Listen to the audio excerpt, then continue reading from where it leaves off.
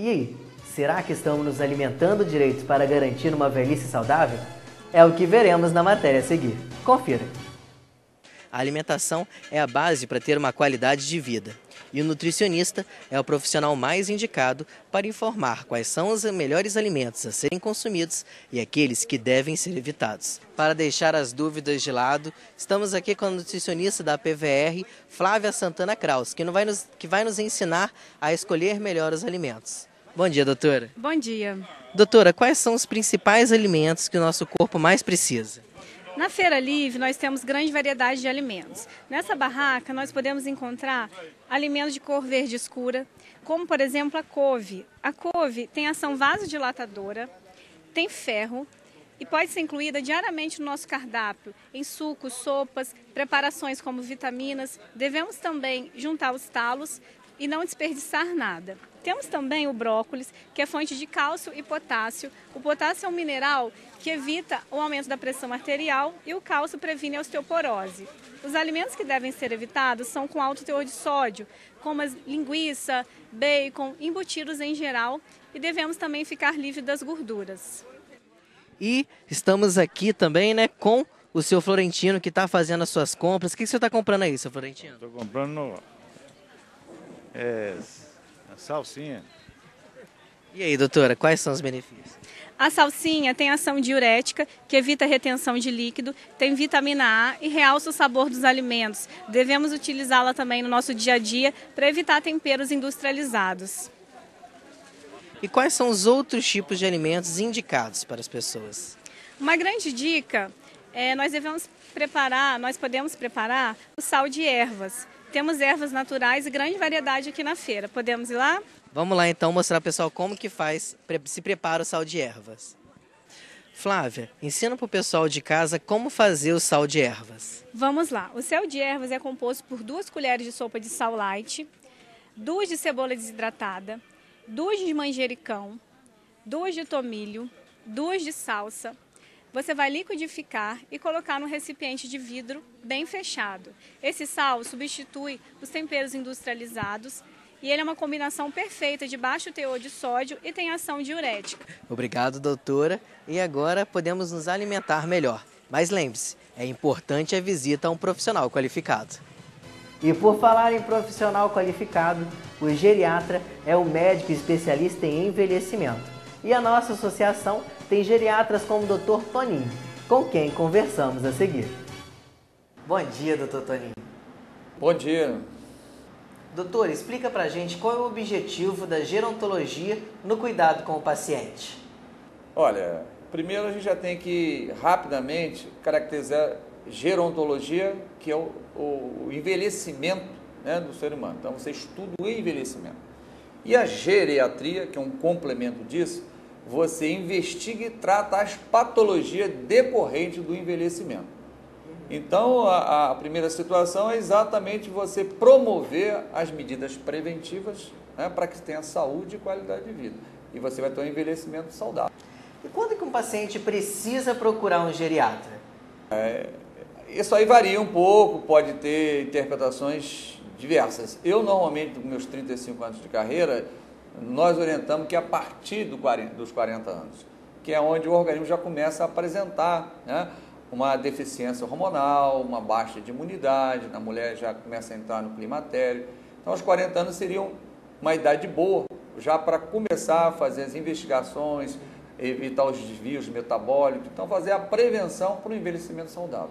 Doutor, explica para o pessoal de casa como fazer para ter um envelhecimento saudável.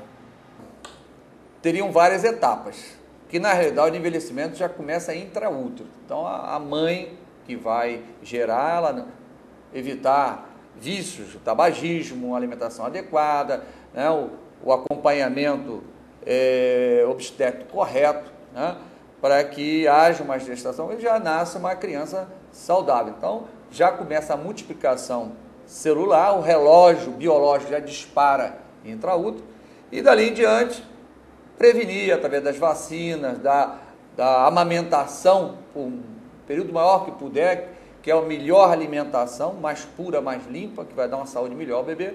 E dali em diante as vacinações, as atividades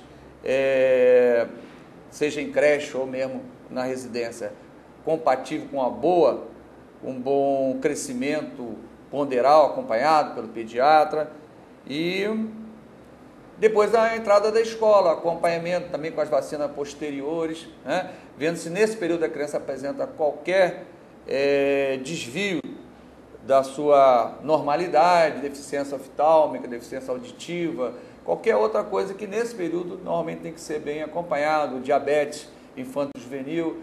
Então, tudo que se puder detectar precocemente e também evitar que a criança tenha qualquer tipo de patologia, vai gerar uma qualidade de vida no jovem, no adulto e futuramente no idoso.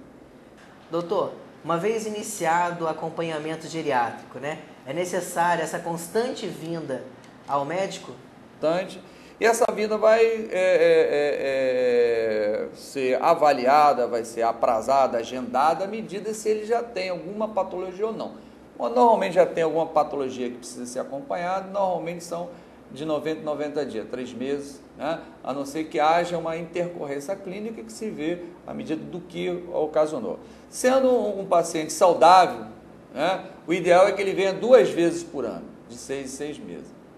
Essa seria mais ou menos uma forma bem sintetizada. Vamos dar 5 dicas para ter saúde e qualidade de vida. Primeiro, não ter vícios.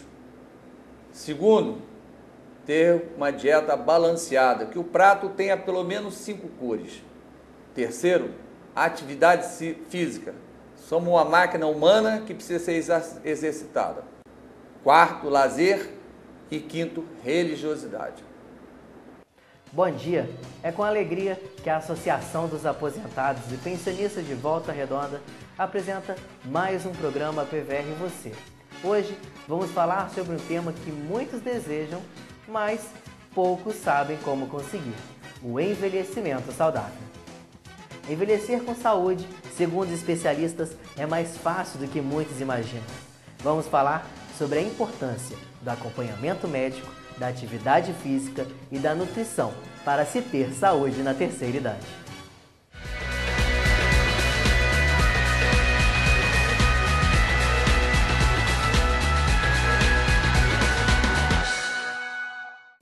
A PVR possui 2 centros de saúde localizados no edifício CBS em Volta Redonda. O associado não paga pela consulta e ainda realiza seus exames com descontos em laboratórios conveniados. E hoje nós conversamos com a gerente de saúde da PVR, Vera Regina, que vai falar sobre como funciona o serviço médico da PVR. Vera, quantos atendimentos são realizados aqui no centro de saúde da PVR? Esse mês de maio, nós marcamos 10.859 consultas em 24 especialidades. Todos os pacientes comparecem às consultas? Infelizmente, não.